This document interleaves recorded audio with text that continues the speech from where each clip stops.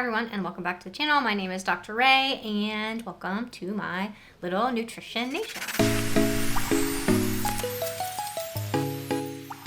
Hi everyone.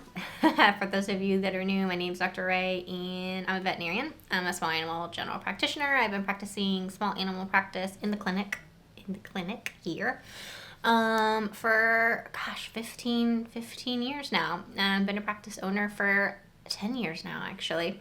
And so I'm here kind of as a fun outlet for myself, which hopefully is beneficial for you guys and to answer questions. And so a lot of the questions over the years that I've been doing this channel, I don't know how many years it's been, it's like 2 or 3 years now.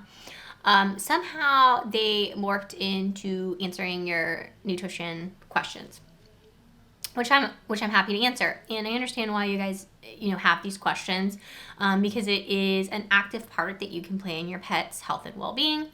And it's something that maybe that discussion doesn't always come up at your appointment, right? A lot of times we're coming in because we have an ear infection or our pet's really sick, they broke a leg. And so, that conversation, may not always be broached at the vet. And so you guys have a lot of questions. I do encourage you to ask your vet these questions.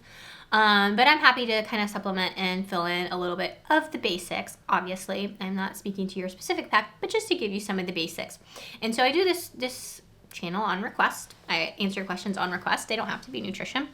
But today they are. And we're going to be continuing on a little series that I am entertaining, and that is on the food raised right. I just finished filming and last week posted a video on their adult foods. Today we're going to be moving on to the puppy foods. And so we're going to hop over to the website and we are going to get started. The website is raisedrightpets.com, and if you click on recipes, it's going to bring you to this page right here. Today we are doing the dog food. Next week we'll be doing the cat food, so make sure you subscribe, like, ring the bell if you want to hear about cats. They've got 2 options. You've got puppies and then you've got adults, so we're going to select puppy. And then they've got a handful of options, only 3 options. Right, 3 options.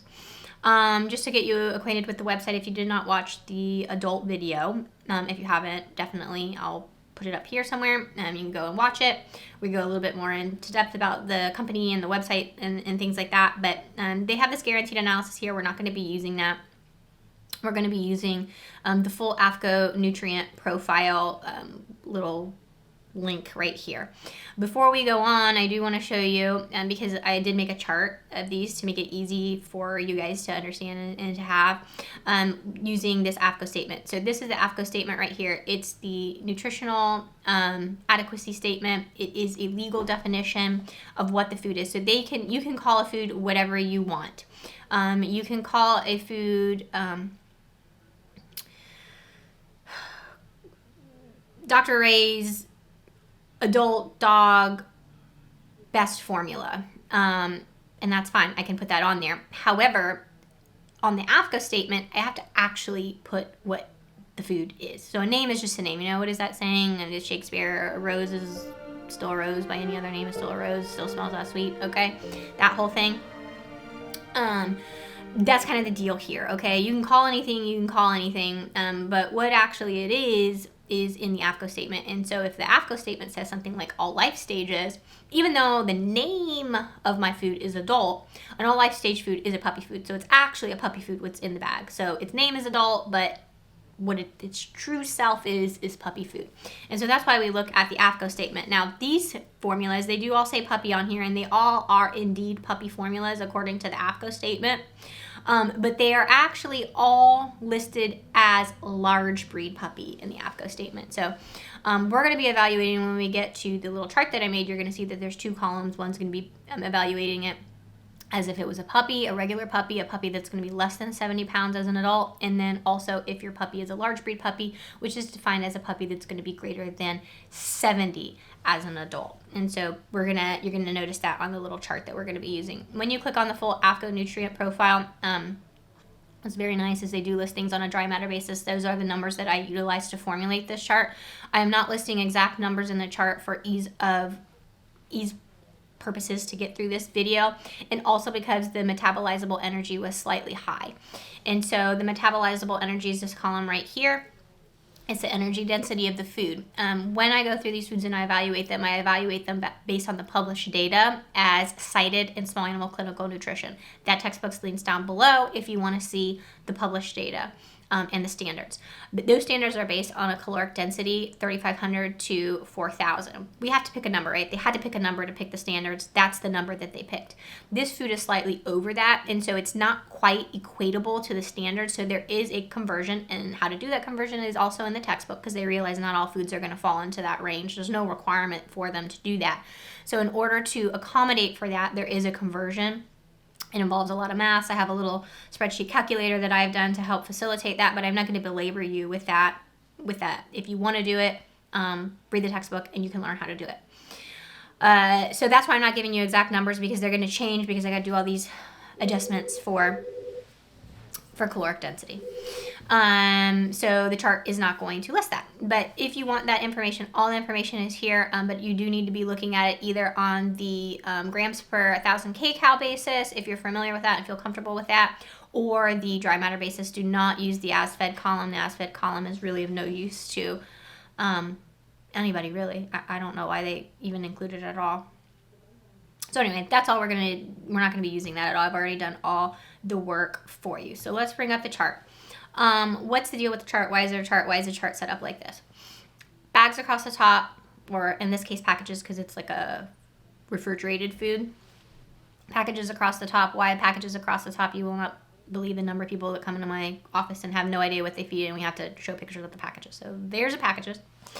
Across the other side, the left side, I was going to say the lateral side. The lateral side, there is the things that are point worthy on the Dr. A's pet food scoring system. What is that? It's just a way to keep me focused. It's a way to keep you focused. It's a way to evaluate all the foods. You're not going to find it in a textbook. I made it up. I made it up based on things that I think are a nice, good bare bones to a diet. So there's a lot of things out there that are important, but are not necessarily important unless these basic necessities for life are important, right? So a lot of times marketing will make you feel like there are other aspects that are important, like human grade, like sustainably resourced, like the word holistic. All those things, although may be good and may be important to you, are not to supersede the actual nutrition that is contained within the food. So simply because a food is fresh, that alone does not make it nutritious, right? Just because you are fresh does not mean that you are nutritious. What makes you nutritious is the nutrition, right? The nutrition is nutritious, and then, okay, if you have two things that are equally nutritious based on the numbers, and you say, well, I feel personally that fresh is best, okay, go for it. But you can't take something that's nutritionally defunct and say, well, it's fresh, so it must be better. No. It's fresh, it must be better. No. It's better if it is better. And so that's what we're doing today. We're going to be going through the numbers, and these are the parameters that I think are important to give you that basis to make that decision. So scoring system, 1 to 10. 10 is like, okay, really best bare bones, right? Right there. 10, wonderful. 1 is we're missing a lot of like the basic necessities of life here. And so that's how it's going to go. Closer to 10 to better. Closer to 1, we're missing out on the big picture, I think. And so at the end, we'll give the overall score for each of these. The blue colored column here, those are evaluated as if it was for a large breed. Okay, large breed, and I'll pop up the numbers here, have a different set of standards than your regular puppy. Large breeds need more restricted minerals, more restricted fat, more restricted protein, because we do not want them growing too quickly, or it's going to lead to growing pains, pain osteitis, orthopedic developmental issues. guaranteed to have that? No, but a higher statistical chance that that's going to happen if we don't restrict some of those things. Versus a small breed puppy, which is not going to get very big, is not going to be laying down bone too fast because it's not going to get that big in a year, is not as important. And so that's the difference between a large breed puppy, or what should be the difference between a large breed puppy formula and a puppy, and why that actually is very important and not just words floating out there. There is a difference between a large breed puppy and a small puppy as far as what is optimal to set them up for success in their life. So first column in the blue ones, those are going to be the large breed, evaluating this food as a large breed puppy because that's what the AFCO statement said it was, and then against that statement being fed to just a regular puppy. So that's how we're going to do it. So let's start here with the beef. Actually, we're just going to lump them all together. Beef, chicken, and turkey. Large breed formulated diet. You can see they are all the same. They're all the same. The nutrient profile is all the same for all of them. So that keeps it simple for you guys. All these foods were formulated. They did not feeding trial these foods. I tend to like that, and I'm data driven, and I know some people are like, well, the data is not really, it's not important, the data is just kind of but data is data, so it's better than no data. Some data is better than no data, and so they didn't do that. These foods were formulated. They just put it in a computer, and somebody said, well, I think it would be great to have this protein, this da-da-da-da, is that going to work? Oh yeah, that's going to work, we'll try that. And then they did it. Didn't feed it, didn't do the blood parameters, and do all that stuff. So they lose a point there. It is a large breed, a large breed puppy formula, and it does say puppy, so they get a point for that. So 1 point there. They're all grain-free. We talked about this in the other. I'm not a fan of grain-free, and I'm not going to go into all the research and the whatever controversy drama around that. I'm just going to lay it out simple here. There's no medical benefit to grain-free. There is no medical benefit. There is none. There is no studies to show that there is any. There is none. There are some studies, whether they're flawed or they're not flawed, or there's questions being raised. There is some question that it could be detrimental to your pet's health. We don't know. So if there's no reason, no medical benefit to do it, and there may be, I don't know, maybe there is, maybe there isn't a reason to not do it, why are we taking that risk? So that's the camp that I'm in. And so I deduct a point if it's grain-free because there's really no reason to do it. So why are you doing it? Why are you doing it? If somebody from Raised Right is listening and they want to tell me, why they're doing it, I am open. I am open to your reasoning, and I'm a pretty reasonable person. And that, I would love to have that. So there you have it. But as of right now, for me, my logic, unless I can be convinced otherwise, my logic says just don't do it. Just don't do it. The opposite of Nike. Just don't do it. So they're going to lose a point there. Now, it is not raw. It is just fresh, cooked, human grade, fresh cooked ingredients. So they are going to get a point for not being raw. So I am happy about that. And then let's get into the nutrient specific analysis here. As we talked about, large breed puppies need a more restricted protein, a more restricted fat, a more restricted minerals because of their growth, their tendency to have excessive growth which then leads to problems with that excessive growth later in life. So brittle bones, panosteitis. There's a whole chapter in Small Animal Clinical Nutrition if you'd like to research and get the knowledge about why that is the case. There's just not enough time in this video to go over that. But they need more restricted protein, fat, calcium, and phosphorus. That is not. This is many. This is not even controversial. This is well accepted. Unfortunately, when I was going through this diet, even though it is listed as a large breed puppy, I don't know why it's listed as a large breed puppy or why they choose to label as a large breed puppy because this is completely inappropriate for a large breed puppy. All the things that we say that large breed puppies need, so restricted protein, restricted fat, restricted calcium, restricted phosphorus, they have not done. So I don't know why they would consider this diet a large breed puppy. Again, if anybody knows and they want to leave a comment, I'll be happy to pin it. Put it in the description box. But I don't know why they choose to label this as a large breed puppy when it does not follow any of the established guidelines for a large breed puppy. And these are not controversial. We're talking about things that we've known for literally decades. So unfortunately, when we do that, that means that if you are feeding or intending to feed this to a large breed puppy, the beef, the chicken, and the turkey are actually only going to score a 4 out of 10 on the pet food scoring system, which is a pretty sad score, actually. And it would, if you came into my clinic and you said you were feeding this and your 10-month-old dog is limping or lame or painful or having gait anomalies, I would be a little bit worried about this. I probably would suggest you make a change.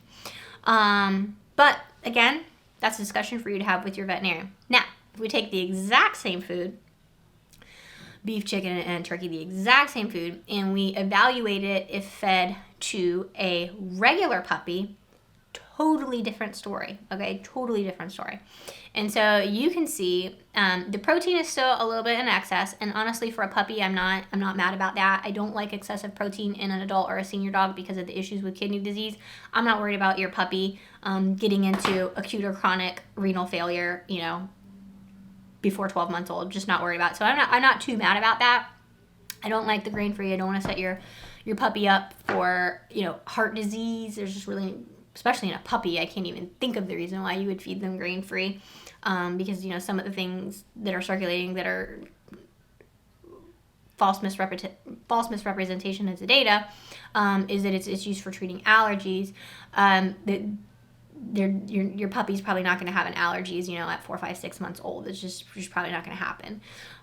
So there's really no reason to do it. And so that really, upsets me. When we go through and count up the points, they get a point for being formulated. So they don't get a point for formulated, and they don't get a point because it's listed as a large breed, and we're talking about feeding it to a puppy. So they miss both points there.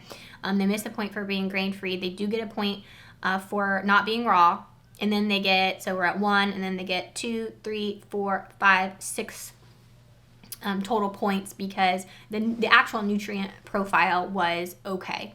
And this is what I would say. If this food simply had grains, to me, it would have been a winner. It would have been a 7 out of 10. And then, the AFCO statement, okay, it was mislabeled. I mean, we can say, okay, well, it's not that big of a deal to me. So I'm not really mad about that. And the excessive protein, we just talked about that. Yeah, it's not really maybe a deal breaker because the rest of the nutrient profiles, is good.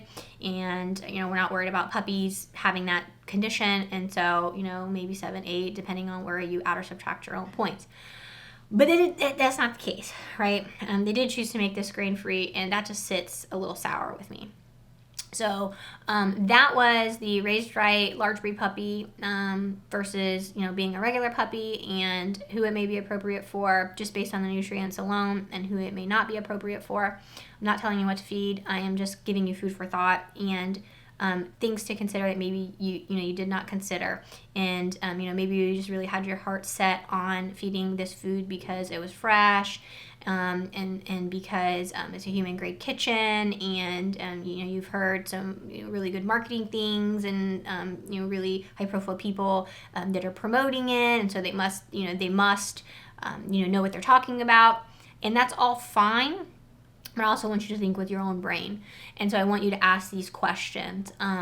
Specifically, this is a large breed puppy food, but if it's so good, why did you choose to make it excess in protein, fat, and minerals when we know that that's just not acceptable for a large breed puppy? So start just asking those questions. So that may be like, maybe it is marketing. Maybe the marketing did suck me in there a little bit. And so that's what I want you guys to do. I'm not picking winners or losers. Some people ask me all the time, is it good or is it bad? I don't know if it's good or bad. I don't know if it's good or bad for you. You may have your specific reasons. I don't know. Maybe your heart, you have to follow your heart. Okay, fine. But this is just one of those things. It's just food for thought. So I hope you guys enjoyed. We're going to be moving on to the cat next week. So if you found this interesting, and hopefully a little bit entertaining, you will like and subscribe and ring the bell, and we will hang out next week to talk about our feline friends. So I will catch you guys then. Bye.